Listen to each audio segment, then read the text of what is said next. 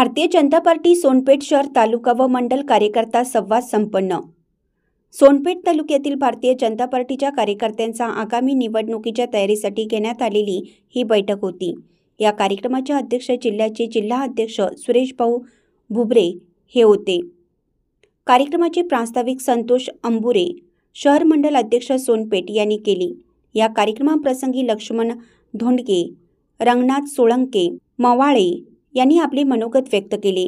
कार्यक्रमासाठी मल्लिकार्जुन सौंदळे खोडवे, आप्पासाहेब मुलगीर, ओमकार यादव, उषाताई कीर्तन यांची प्रमुख उपस्थिती होती। उपस्थित पदाधिकाऱ्यांना नियुक्तीपत्र देण्यात आलं। सुरेश भाऊ भुमरे यांनी सोनपेठ नगर परिषद व जिल्हा परिषद ताकदीने लढाव्यात यासाठी कार्यकर्त्यांना संपूर्ण ताकद दिली जाईल असं आश्वासन दिलं। कार्यक्रमाची सांगता राष्ट्रगीताने झाली।